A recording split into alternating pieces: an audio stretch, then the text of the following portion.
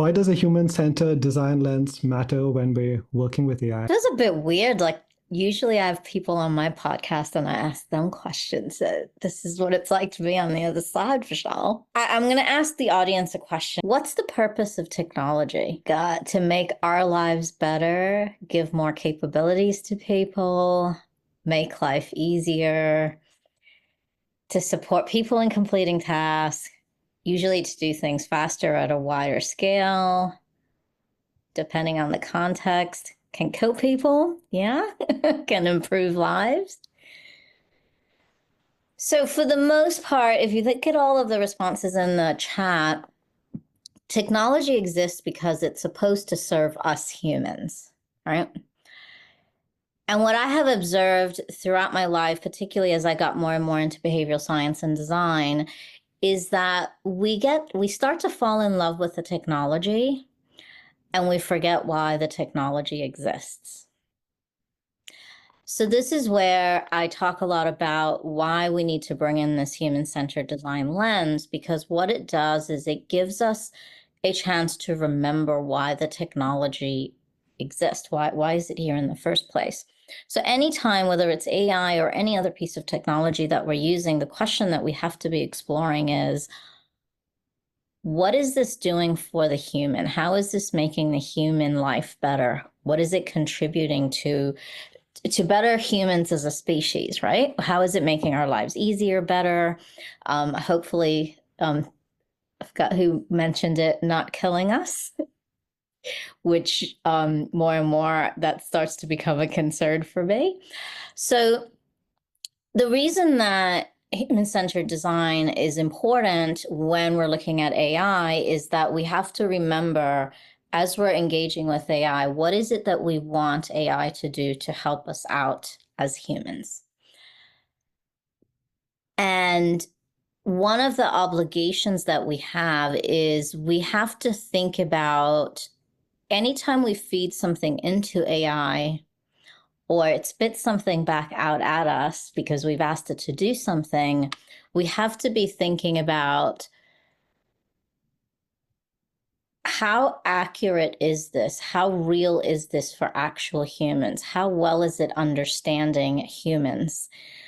How well is it meeting human needs? And for us to do that, we have to understand the humans that we are serving, right? So if we don't understand the humans that we are doing things for, then we can't teach AI how to do things for humans that we want to serve.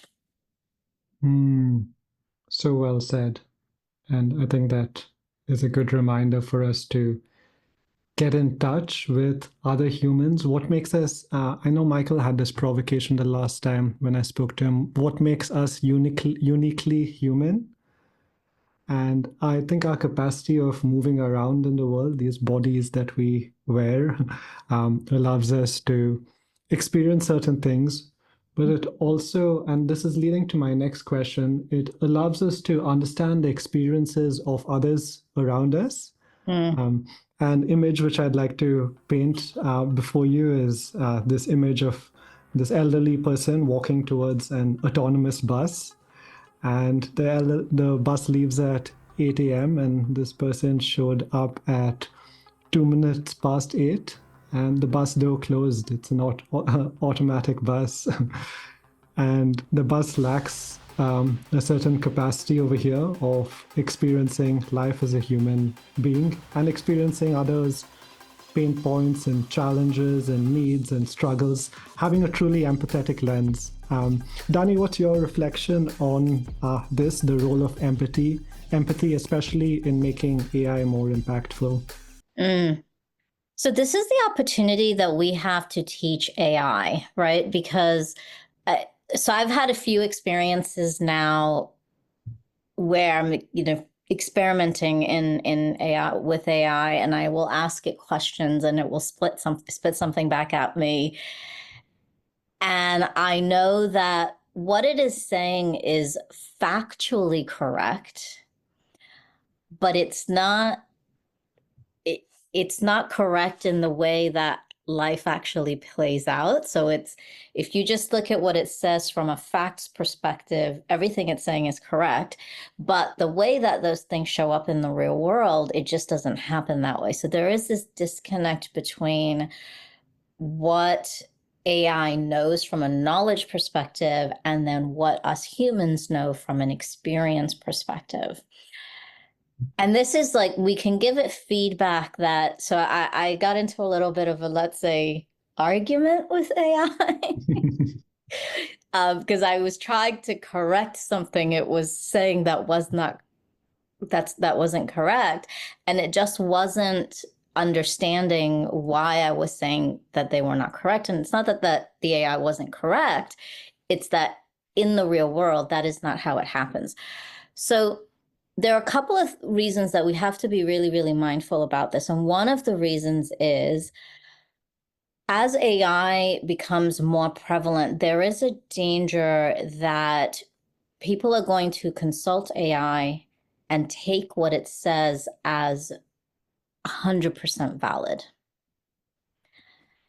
And whatever our knowledge base is, you will know this, that there are things that the knowledge that you know in your domain is context specific. And that's the thing that AI doesn't get. It's getting better at context, but it's not. But AI is always going to be limited in the context that it can, the contextual nuances, because it's not living in the real world. And this is a real advantage that humans have. We have this like intangible knowledge because we are out in the world, we're engaging with people, we're observing how people actually live. So the danger is that as AI gets more and more prevalent in how we're using it, those errors of understanding are going to become the norm. So that is a danger. And I think there's a responsibility on our part, particularly when we're engaging with AI in our domain. And Vishal, you and I had this conversation, particularly around behavioral science, because behavioral science could very, very easily be used to manipulate people. And if you don't understand how to avoid that, and you haven't been taught behavioral science with a lens of ethics to it, it can become very manipulative, and we can end up doing a lot of harm, more harm than good. So this is where we also have another responsibility to train AI to consider these things, to have the arguments with AI, and think about these things very mindfully as we're asking AI questions, right? So one practice that I've been doing lately is I've been asking it, I'll ask AI a question. I call my AI Coda, and they have selected their name. So I will ask Coda a question, and Coda will respond. And then I will say, Coda, can you explain your answer to me from an ethical perspective? Or I'll, pick some philosopher, and from the lens of Kant, explain this to me. And you'll start to see very slowly that the answer, so this is another experiment that you can run. The other way so here's the part with empathy. I've also been telling Coda to respond to me in different personas. So explain quantum physics to me as if I was, a 90-year-old grandma. Tell me how to do this on my iPhone if I were, a 2-year-old.